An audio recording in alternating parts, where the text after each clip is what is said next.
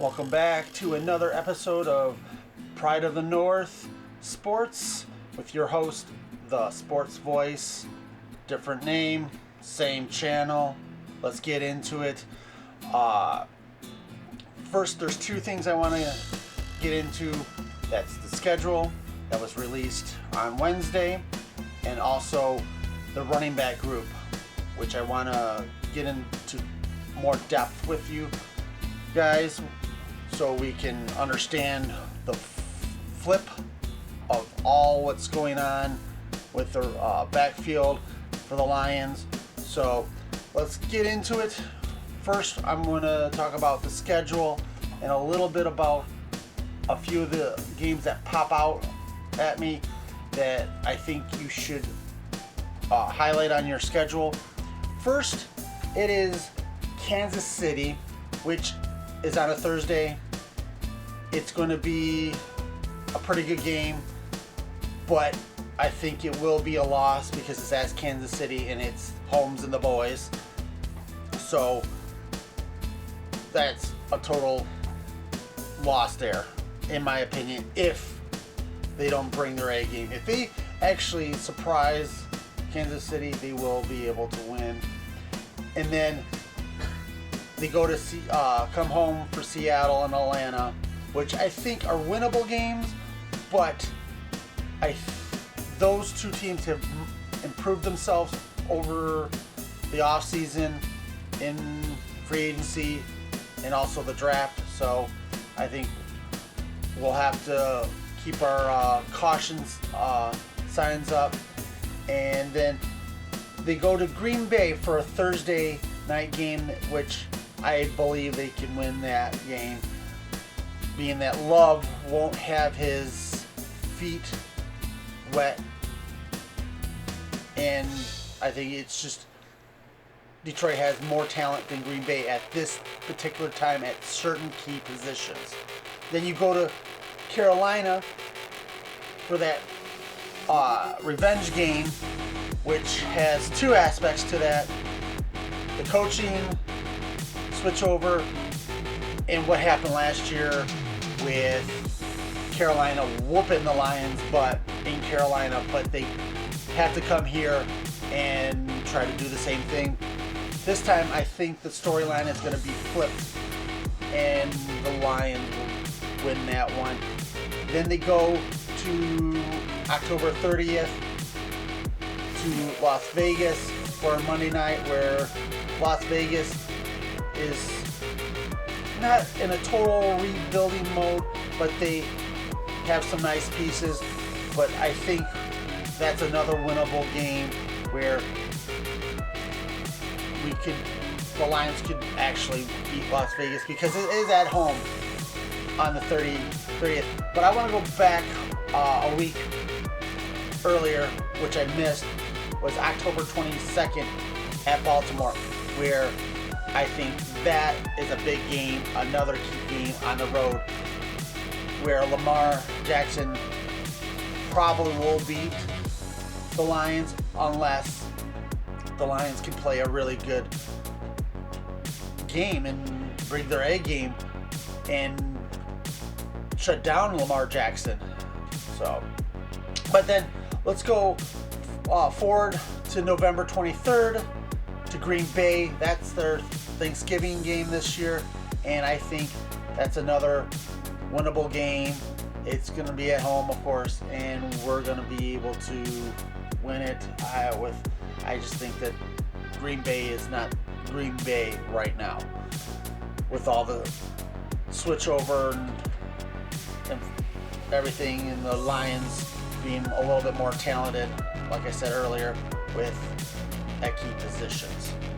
So, and then the next week after that, December 3rd, I want to highlight also is Jamar Williams' revenge game in New Orleans. Will he be running the ball all over that defense? Might be, because I still think we're missing some key draft needs that Holmes didn't address. And I think the Lions defense is not where it should be at this particular moment after the draft, and Holmes could have picked up, I think, some more talent for the defense. But I also think that the Lions can win that game and have a good game plan for New Orleans to hold Jamal Williams down. But you never know. So, and we go on, and then you get Chicago, Denver, 2 winnable games unless Peyton can revive Wilson's career. Will he be the same quarterback that he was in Seattle? I believe Peyton in time will be able to get Wilson jump-started again and get that team rolling. It might take a year. It might take just an off season. It's hard to tell on certain things.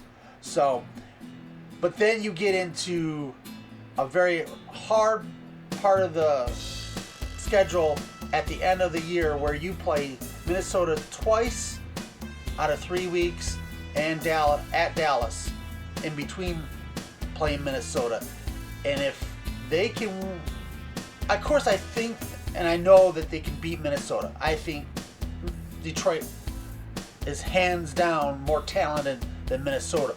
But we're still talking about the Lions. And can they do it game in, game out, year after year? It's still to be seen. That's why I still have the caution sign on about the Lions. I mean, I love what Holmes is doing. I love what Campbell is doing as a coach and his coaching staff. But for a Lions fan that's seen all the losses through the Matt Millen era, through the Steve Mariucci years and all that stuff, and then in the 90s where Detroit would get a little bit and then they would just rebuild. They think they need to rebuild. I am a very cautious, optimistic Lion fan right now with what's been going on. I think they will have a good year, but how good?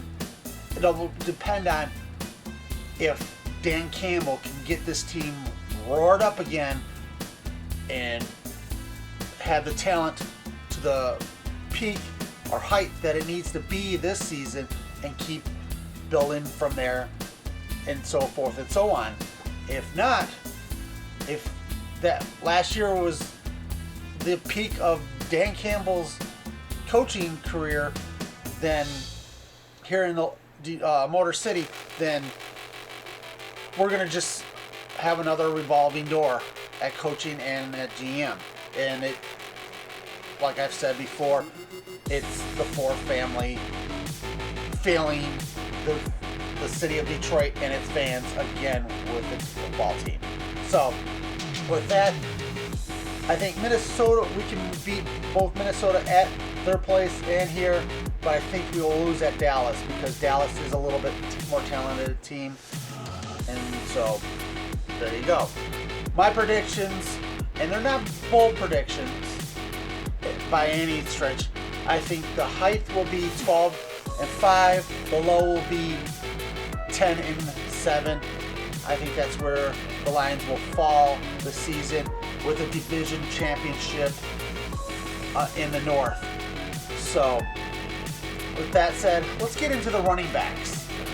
The running back group is very talented. Very, very talented. We're bringing 2 backups, Craig Reynolds and Jamal Jefferson, back as backs to back up the newcomer Montgomery from Chicago, which I think he's a phenomenal running back. He's a younger, better Williams, and he can do what Williams did for the Lions last year and the year before that. Then you bring in Gibbs from Alabama into the running group, and he's probably all what we're looking for in a replacement with Swift.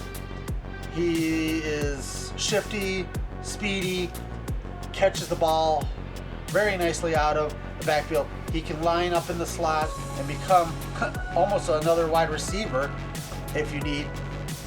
The only problem with him is, from what I hear, is his blocking. He needs to develop his blocking skills a little bit more, which Swift had to do the same thing. He wasn't a blocking back coming out of Georgia. Running backs nowadays don't do a lot of the blocking that we're used to in the olden days, when a running back hit you in the mouth and that was it.